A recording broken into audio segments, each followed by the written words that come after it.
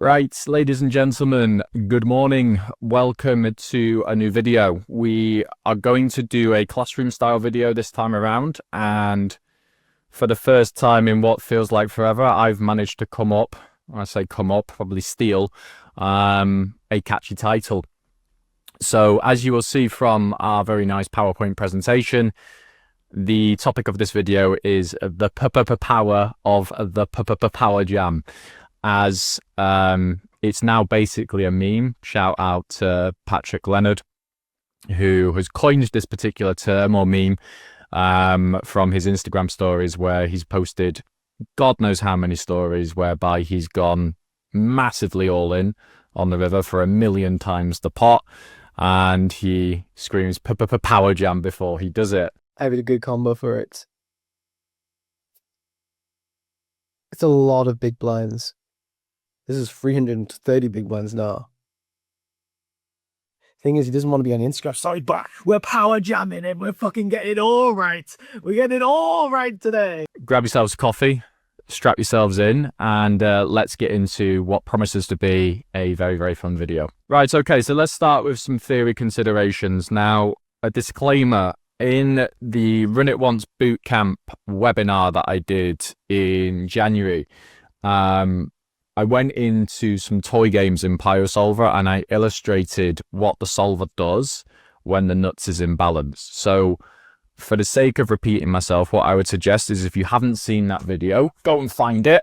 And I think it's about halfway through. I talk about this for 10 minutes and I illustrate, as I say, with toy games and solver examples whereby the solver doesn't care about what the SPR is.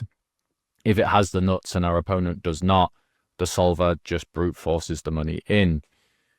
So the theory considerations, as I say, it's actually very, very simple, right? When nuts is imbalanced in your favor, we need to find a way to brute force all of the money in, because that ultimately is our objective when we have the best hand that we can have.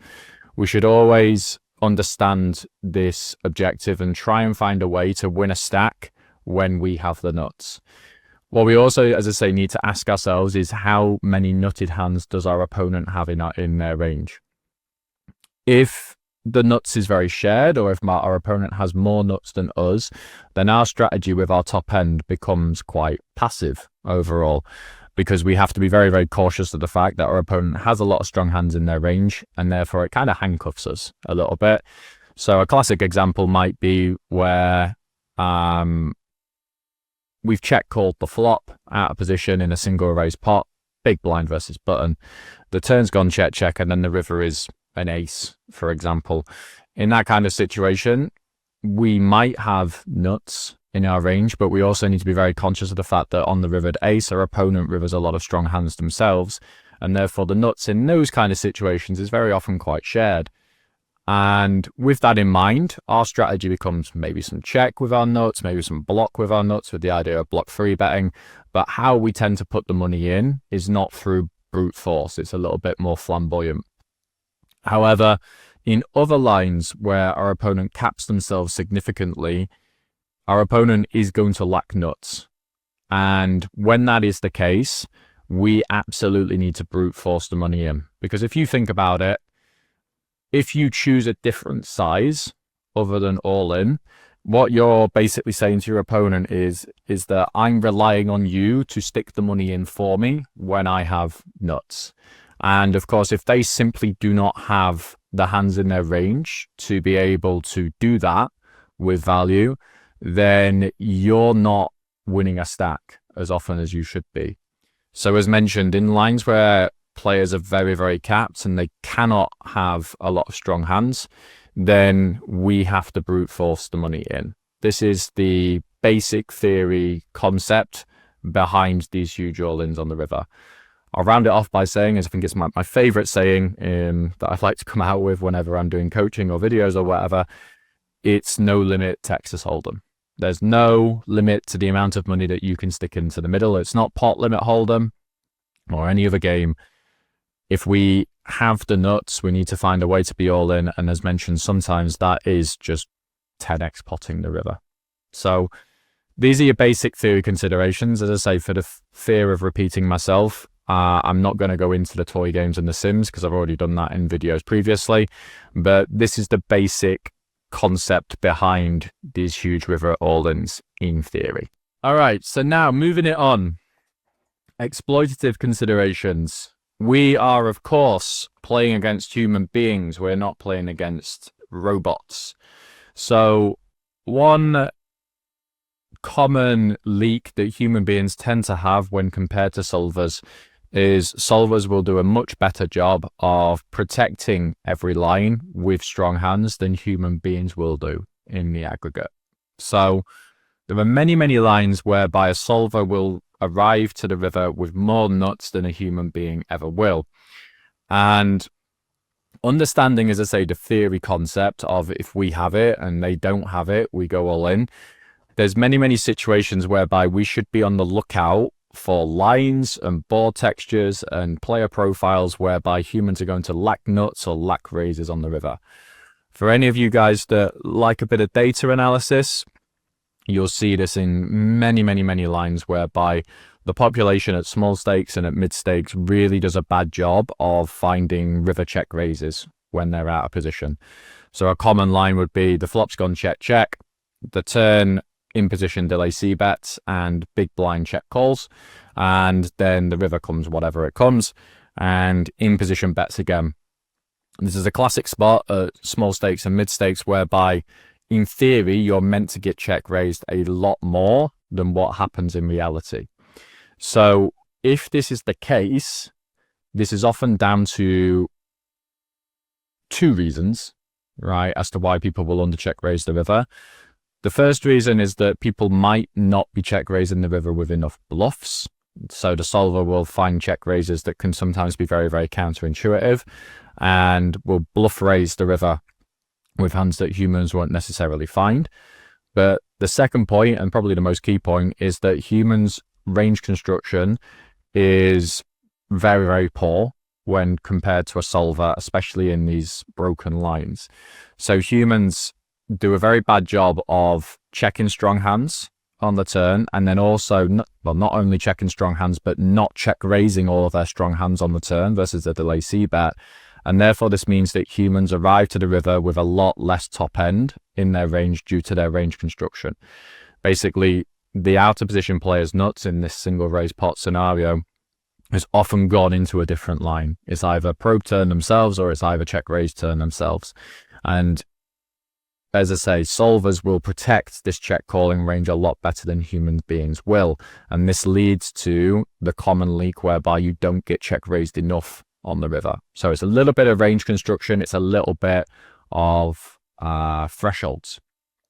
And with this in mind, if you think about that from the exploitative side of things, if people's range construction is off and they're not protecting that particular line well enough, then there is likely to be a higher imbalance in terms of nuts than in theory. And therefore, when you are in position in a lot of these lines, people end up more capped than they should be, and therefore we can actually get quite out of line with the river all-ins because our opponent doesn't have as much top end as they should. So in a lot of situations, the solver might say, no, I'm still handcuffed. I can't go all in here because my opponent's range is still very protected and the nuts isn't as imbalanced as you might think. But the reality is very, very different. So what we need to be on the lookout for, as I say, is these lines where the board texture might indicate that people don't trap enough. The line might indicate that people don't trap enough. The player profile might indicate that they're not trapping enough and they fast play too much. Or players' timing might indicate that they're not trapping enough either. You know, they snap check call that turn delay line, for example, and you know when you get a snap check call, they didn't consider raising or they didn't consider folding, so their range is naturally a lot more mid-strength. These are all considerations that we should be on the lookout for, with the idea of getting out of line on the river and putting more money into the pot than the theory might suggest. So to sum this up, just because the equilibrium says that we can't shove does not mean that we cannot or should not in reality when we consider all of the above. Okay, so slide number 3, point number 3, mentality leaks. Many of you watching this video might already inherently understand the basic principle of what I've been describing so far.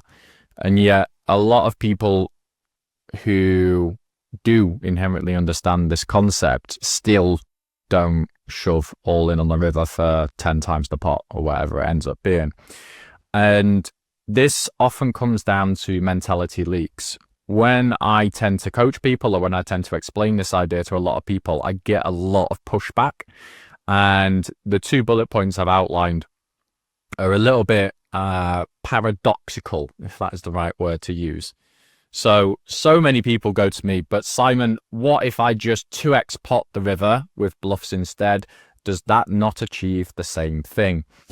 The answer is, I don't know. Maybe it does, maybe it doesn't. I've not looked at the data to be able to back up this point with any kind of hard facts. But what I would say is I think that this particular question often comes from a fear of not wanting to get stacked with a bluff more than it does anything kind of theory orientated. Why are we looking for a shortcut to lose less money when we do get called, when we know in theory they just never have nuts in this particular line? If we know they never have nuts and we understand the theoretical concept behind this, we know we should be all in. So why are we looking for a shortcut? Why are we looking for the easy way out, if you will? Why are we looking to lose less money when we do get called? And as I say, it comes from a fear of not wanting to get stacked. And I think not wanting to get stacked, quote unquote, unnecessarily. There's a lot of people, as I say, the pot is 10 big blinds on the river. And we've got, as I say, 9x or 10x behind. A lot of people don't like the feeling of getting stacked, and rightly so. It's not a nice feeling, but it feels unnecessary for a lot of people to shove all in for 10x pot and get stacked and go through those really negative emotions when you could potentially do something else. But my approach is that, look, if we understand that theoretical concept of they don't have enough nuts and we do, we should just be playing all in, and then we let the chips fall where they may. No pun intended. So 2x pot might achieve the same thing. In my experience, one point I will make on this is that humans are a lot more inelastic than a solver is. So there's a lot of people that, you know, for similar reasons are a lot more inclined to call a 2x pot on the river than they are an all-in, because if they call and lose, they don't lose a stack. Whereas if they call all in on the river, they do lose a stack. So the same fears that drive people to want to 2x pot it or 150 it or whatever it is, instead of going all in, also drive people to not want to call all in on the river as much, potentially. So for me, it's about finding what your villain's threshold is. And also, as mentioned, it's just understanding the theory more than anything else. I don't think we should be looking for a shortcut to avoid negative emotions. I think that if it makes sense in theory and if it makes sense exploitatively, you should just be all in rather than doing something else. The paradox to this, or the other main argument I get when I explain this idea to people is, but Simon, if I 10x pot shove the river, they're just going to fold everything. Now, these two statements, of course, contradict each other completely, and both cannot be true, right? And my argument to this basically is that, okay, if you 10x pot shove on the river and you think they're just going to fold everything, why are we not just all in, right? Why are we just not all in? You get a range fold, and that's going to be the most profitable thing to do at the end of the day. If you think they're just going to fold their entire range on the river, then you should bluff for this size every single time, no? But again, I think this particular question comes from a place of fear. It's an argument that when we have the nuts, we want the good feeling, right? We want the feeling of getting called and winning the hand and winning as much money as we can, or as much money as we can conceive, if you want, when we have a strong hand. And the fact is that if we 10x pot shove the river, more often than not, our opponent is going to fold, and so they should, in theory and in reality, right? But so what can happen essentially is you can do this with nuts 20 times and you can get folds 20 times, and then people will come to me and say, look Simon, they're never calling the river here, so why am I doing this? Why can't I pick a different size with my value and get called? Unfortunately, this is not how bet sizing works. If you're going all in for 10x pot, you're meant to get folds like 90 to 95% of the time, or whatever the exact number ends up being. You're meant to get folds. And if you think about it, like if you do this 20 times, variance will impact this. And it's very, very common for you to do this 20 times in a row and get folds every single time. But the one time you do get called, you win a stack. So very often, how bet sizing, of course, works is that you've got to find the sweet spot between the amount of times you get called and the amount of money you win when you do get called. So very, very often going all in on the river with really, really strong hands ends up being the most profitable play, not in the short term. Well, that's the wrong way of putting it. So, but in the short term, sometimes it may not feel like it, but in the long term, people will press call enough of the time. In my experience, and I'll illustrate this in some hands in a second. But when they do call, you win a stack at the end of the day. So the general, as I say, ramble with this is that both of these points can't be true, right? My approach, as I say, is to just, if I think it's good in theory, I'm going to bluff all in, I'm going to bluff, and I'm going to value bet all in as well. If I think it makes sense in theory, I'm just going to go ahead and do it, and I'm going to let the chips fall as they may, as I mentioned before. If they call, they call, right? If they call and I'm bluffing, they win the hand, good for them, we move on. If I have value and we get the fold, same thing. You just need to accept it and understand that this makes sense in theory and exploitatively, and we don't want to numb the emotions. It's going to suck if you go all in with jack high on the river and you do get called in a pot that was 10 big blinds and ends up being 200. But you have to justify it to yourself beforehand. And if it makes sense to you beforehand and you think it's a really good thing to do, then you just have to pull the trigger and then deal with the emotions as they come afterwards. I hope that makes sense. Right, let's jump into some hand histories now. As I say, I've got 4 or 5 hand histories where I've done exactly this. And we're going to review these in the solver. And we're going to look to, as I say, look at the theoretical concepts behind why I've done what I've done, but also the exploitative ideas behind why I've done what I've done. And as I say, if you can see this with practical examples, maybe it will encourage you to take this line a little bit more in your own games. Maybe it won't. As I say, you can lead a horse to water, but you can't make it drink. So a lot of you will watch this video and ignore me, but there might be a percentage of you that don't and find what is a very, very fun and profitable line. So let's get into some hands. Right, okay. Hand history example time, the fun stuff. So we are playing 500 NL on coin poker. We have ace 2 of diamonds on the cutoff, and we go for an open. And the big blind calls. Flop comes down jack 9-6, two-tone, our opponent checks, and we elect to check back with our ace 2 of diamonds here. I'm going to play some form of polarized strategy on the flop here, something along the lines of like 2/3 pot or check feels really, really nice.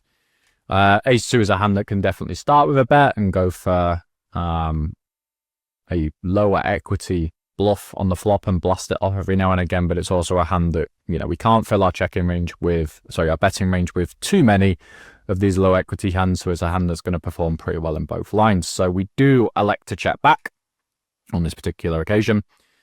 Turn comes the 3 of clubs. Our opponent checks again, and now we arrive here with ace 2. Very important in terms of delay C betting here. We don't just want to check back all of our ace highs in this situation. In this sort of spot, on this sort of texture, we have less showdown value than we would in a wider range scenario. And this is also the worst ace high that we will arrive, of course, to the turn with. So it makes sense for this particular hand to go into a delay C bet and to start bluffing every now and again. Don't think it's going to be pure, but definitely wants to go in there some of the time. We elect to go for a pot size bet on the turn, and we're basically saying to our opponent, you know, I've checked back the flop with quite a lot of Jack X, with a fair few slow plays and so on. I'm going to build my range around that on the turn here. Such is the nature of the board. The board is very, very like semi-connected here. If we are to go with a small delay C bet, as you would have seen from my delay C betting video, I don't think this is the best size. A small delay on this particular turn, just because our opponent's checking range has a lot of hands that are natural calls, essentially, versus a small size here. So I think we need to delay bigger, obviously check back a lot more with our range overall, but delay bigger in order to put our opponent's gut shots that have checked twice, or one pair hands that have checked twice, ace highs that have checked twice, into a tougher spot. So we go with the pot size bet and our opponent calls. River comes down the very, very friendly queen of clubs, and our opponent checks again. Now, on the river here, we need to ask ourselves that important theoretical consideration of who has more nuts in their range. Is it me or is it our opponent? And the answer here is going to be overwhelmingly us. If we're playing a split between bet and check on the flop, then our range construction should contain checks with hands like King 10 and with hands like 10-8. These are both hands that obviously make decent bets on the flop, but these are also hands that do want to go into the check-in line. Don't just start c-betting all of your straight draws and gut shots on the flop. On the turn, these hands will go into the delay c-bet. 10-8 makes a decent delay c-bet. King 10 makes a very decent delay c-bet at this point, right? They also can check. You know, they are still flexible hands, but these hands will arrive to the turn and they will go into this betting line very often. Now, if we flip this and we think about our opponent's range in this scenario, how much King 10 do they have, right, in this particular spot? How many sets do they have in this particular spot? What we're relying on here with the King 10 is our opponent not probing the turn themselves and then going for a check call with a gut shot and an overcard. When we pot the turn, that simply cannot happen. They just have a fold, or maybe a funky bluff raise. They cannot check call King 10 because they just do not win on enough rivers at the end of the day. So King 10 goes elsewhere. They don't have that, we have it. So in terms of the absolute top end, we have more. 10-8, you can make a very similar argument. 10-8 is a very natural turn probe, is a very natural turn check raise. You can maybe make the argument that you flick it in every now and again with a turn check call, because it's got a bit more equity than something like King 10, but predominantly 10-8 is going to find its way into a different line. So we have more of it than they do. Sets as well, 6s, 9s, 3s that are going to be in our opponent's range, what they arrive to the turn with, again, are going to go into a different line, right? They are going to probe the turn an awful lot, and so they should. When they check, they should be check raising an awful lot as well. 3s, 6s, 9s are very, very natural check raises, particularly on this kind of texture versus a pot size delay c-bet. So both in theory and in reality, our opponent is not going to arrive here with a huge amount of sets. Me, I'm going to have jacks every now and again. I'm going to have 3s extremely often. Queens, I suppose, not much. In my scenario, queens is probably quite literally the hand that I would build my betting range around on the flop. But jacks I will definitely have every now and again. 3s I will have extremely often in this particular spot.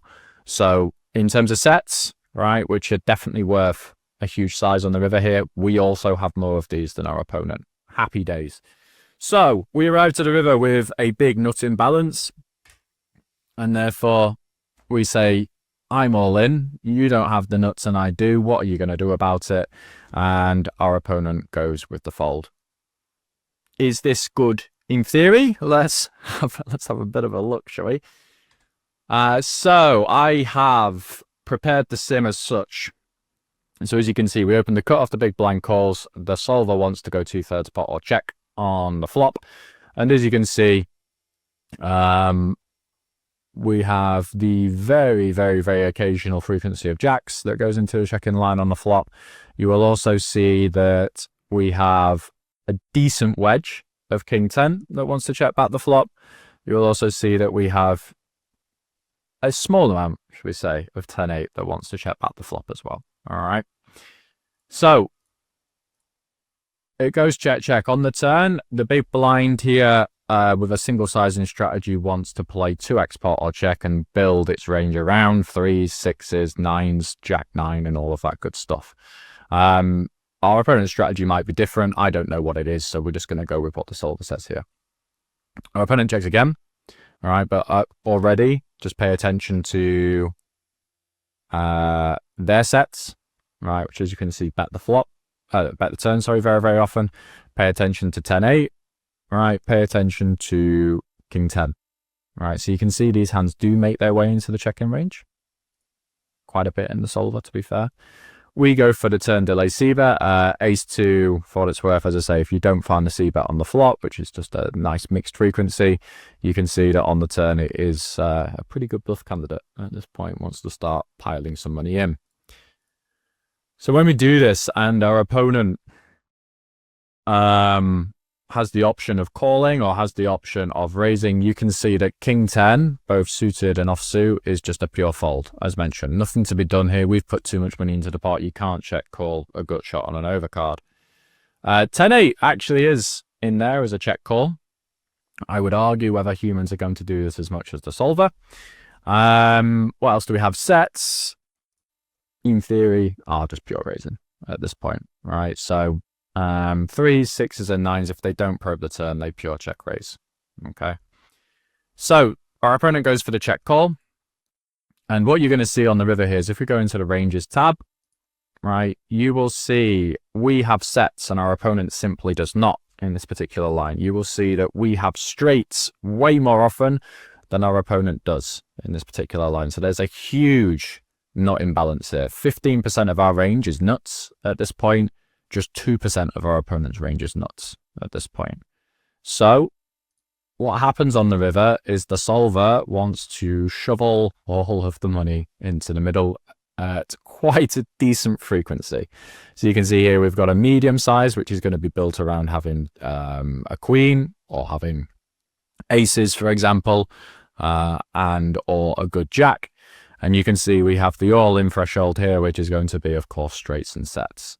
All right, so again, you can see in theory here, like if you have 3s, if you have king 10, if you have queens, 10-8, whatever it is, you can see that all-in is going to be predominantly used with this region because we need to win a stack, right? So we go all in on the river, ace-2, pure bluffing, yeah, a little bit of smaller size, a little bit of all-in. Look, I'm not going to sit here and pretend that I mixed this perfectly in the RNG or anything like that. In all honesty, I might have just pure drilled it. I can't really remember. But we go all in, and this is our opponent's response. So you'll see here, of course, if they've got 10-8, they have to stick the money in. 10-8 is not exact. I mean, it's obviously winning chunks, but it's not the nuts because of all the king 10 that we have. But you'll also see that our opponent has to also press call with a lot of like 2-pair and top pair, second pair style holdings. It's going to be pair plus blocker at this point. So you can see here, we're meant to get called 15% of the time, and it's very, very difficult to do that with a hand like King 3 of diamonds or Jack 10 offsuit, King Jack, whatever it might be. Not too concerned about how villain is meant to call in theory here and whether they're going to overdo it or underdo it. But what I want to show you, as I say, is the example of look at how much all in there is in this particular scenario. Let's go into the next hand. Right, okay, hand number 2. Again, on Coin Poker, we have pocket 10s under the gun. We elect to open, and the big blind goes for the call. The flop comes down, Queen 9-2 two-tone. We check, and our, sorry, I was going to say our opponent checks, and we, with pocket 10s, elect to go for the check back.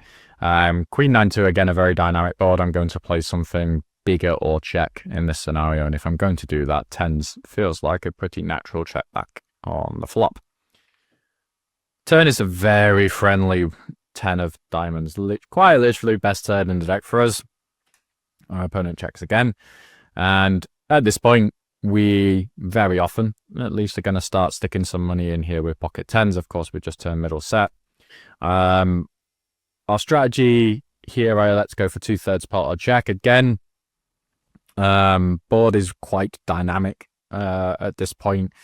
Not in a huge rush to start sticking money in with like a naked 10, or even quite, Queen X wants to check quite a lot here, such as the dynamic nature of that turn.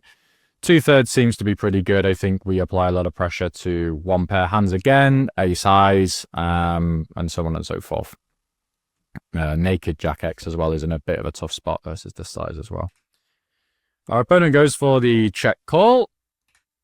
River is an ace, and once again it is up to us. So again, the crux of this comes down to how many nutted hands can our opponent have in their range at this point. And we can see here, look, King Jack, Jack 8 are the two straights, right, that are going to be the nuts. How often is our opponent going to not probe the turn with a hand like King Jack or Jack 8? And how often is our opponent going to check call that region of hand versus the 2/3 pot size on the turn, right? Are they going to check raise King Jack and Jack 8 pure? Are they going to bet King Jack and Jack 8 pure on the turn? Where does the nuts go in this particular line? My argument here, even though we are quite a bit deeper than 100 big blinds, I think the sim actually are prepared is just 100 bigs, but the same principle will apply. It doesn't matter as to the SBR here. My argument would be that they don't have straights anywhere near enough. And of course, again, if you think about all the King Jack that we will arrive here with, a lot of that is going to go into the check-in line on the flop. It's all going to go into the turn probe, and it's all going to arrive to the river. The river ace is also one of those rivers whereby we might have some frequency of aces. We, of course, have the 10s in this scenario. We're going to check back the flop with some queens, I think, every now and again. So again, sets we also arrive here with. And if we remove a lot of our opponent's straights, or the vast majority of our opponent's straights, sets become the nuts, and therefore can also go all in for a million times the pot. So again, we'll go into the sim and we'll take a look. As I say, I have, to be fair, done this at 100 bigs, but the same principle will apply. So on the flop here, this is our strategy, 2/3 pot or check, and you can see, of course, 10s with no club really just wants to check back on the flop. The turn, the big blind here should play like a disgracefully high frequency of check. 10's a very, very good turn for the in-position player. Of course, I've just checked 10s, for example. So you can see they're going to play 2/3 pot or check in theory here. They're meant to check an awful lot. And again, you can see that with straights, you're meant to have the discipline to check these half of the time on the turn. How often are human beings going to do that? Are they going to be that disciplined? We go for 2/3 pot on the turn. I think this was pot or check in theory. I just changed it to what my strategy would actually be. If it's pot or check, 2/3 or check, much of a muchness, don't worry about it. Interestingly, 10s checks again. It's great fun. Definitely not something I was doing in game, I'm not gonna lie. So you can see again, this is a classic example of the solver protecting its ranges a lot more than a human will, because as I say, I like to think that I protect my ranges decently, but hand up here, I ain't finding the turn double check here with sets. I am very much just drilling the money in with queens and 10s at this point. What we can see versus the 2/3 is, again, our opponent should genuinely check call more than check raise with a straight here. It's really, really tough to do that. You can also see that sets, 10s and 9s are again meant to check call more than they check raise. And the doubt is for me that humans will do this anywhere near as much as the solver. River is an ace. Fun, our opponent gets a little lead in range. But when they do check, you can see that in theory, even with the solver protecting, there is a little bit of lead with King Jack here, to be fair. But even with the solver protecting its ranges, more than, as I say, I would bet that humans are all in, is still very much a fantastic size to use here, right? Again, we arrive to the river and we have a look at the nut distribution. You can see that we arrive with 2.5 times the amount of straights that our opponent does. You can see that we arrive with just under double the amount of sets that our opponent does. So on the river, we of course can bet pot for when we have a hand like 2 pair, ace queen being the size. To be fair, 10s is pushing it a little bit. But you can also see that we have all in for when we have, again, King Jack, or for when we have, I think just King Jack is predominantly the all in here. Yeah, just King Jack is the value region, and a little bit of tens. In reality, as mentioned, if we expect our opponent to protect a lot less than the solver in this situation, then tens goes up in equity, and tens you can therefore argue for shoving all in on the river. So again, another delay c-bet line, another fantastic example of a spot where the solver is sticking all of the money into the middle, and as I say, humans are not necessarily doing so. Okay, hand number 3. Again on Coin Poker, a little bit of blind on blind action. We're playing against a reg, who I'll come to in a second. The reg opens for 3x, and we elect to defend the 8-6 offsuit blind on blind. Obviously, Coin Poker has antes involved. You can see 0.3 bigs in the middle here. Our opponent goes for a 3x open, but with the presence of the ante, 8-6, which would be a fold in a no ante game, we can make the argument for pressing call. To be perfectly honest with you, I haven't looked at 3x opening ranges on Coin with a 3-handed game with the ante. It might still be a little bit loose, but obviously, you know, we don't have range charts available to us when we're playing in game, so went with a rough idea of defending a little bit lighter. 8-7 off in a no ante game is always a defend, so I went a pip wider here and defended the 8-6 off, though it might be a little bit loosey-goosey. We get the King 10-7. Our opponent goes for the check on the flop. Already a very interesting point of the hand. King 10-7 is one of these boards whereby you could go for a high frequency of small bet. In the small blind shoes, you could, of course, go for a low frequency of polarized bet. The check would usually indicate to me that our particular reg in this scenario is going to be doing something else, doing something more polarized. But already very interesting. Think about his range construction here, right? Think about how many strong hands go into the check, how many strong hands are meant to go into the check in theory, and how many are going to go in there in reality. Again, this is a classic sort of spot whereby solvers will do a better job of range construction than most humans will. So it checks to us. We decide to check back the 6-8. Very, very good checking hand, to be honest. Not a hand that really wants to put a lot of money into the pot. Yes, it has a gut shot, but you know, we're not incentivized to start piling money in at a high frequency here. We're at a big disadvantage in terms of the board texture. We need to play a lot of check. What a good turn, eh? So we turn the 9 of diamonds, and our opponent checks again. Now, 1 point from this particular hand is our opponent checked extremely quickly on this turn. Our villain in this scenario, I do have the note, or a series of notes on their timing, and their timing has proven in previous hands to be very, very honest. So a quick check here is even better than a check with no timing reads, right? So we're going to make the argument here again for range construction, okay? So ask yourself, Jack 8 and Queen Jack, how often does our opponent check those hands on the flop? Right, and how often does our opponent check extremely quickly on the turn with straights at this particular point? Right, the answer for me is not very often, to say the least. So 6-8 is a hand whereby, yes, it is a straight, yes, it is a very, very strong hand, but versus a robot, versus a solver, it's a lot less strong than versus a human being with time and tells at this point. Right, so the equity of our hand in reality here is a lot higher than what I would think it is in theory. We decide to go for a 2/3 pot bet, just playing 2/3 or check here, building our range around like a strong king, 2 pairs, straights, and so on and so forth. And our opponent goes for the check call. And then we get the very, very safe four with clubs on the river. So there's a third range construction point here, right? Our opponent needs to check the flop with Queen Jack. They need to check the turn with Queen Jack, and then they need to check call the turn with Queen Jack and Jack 8, to be fair.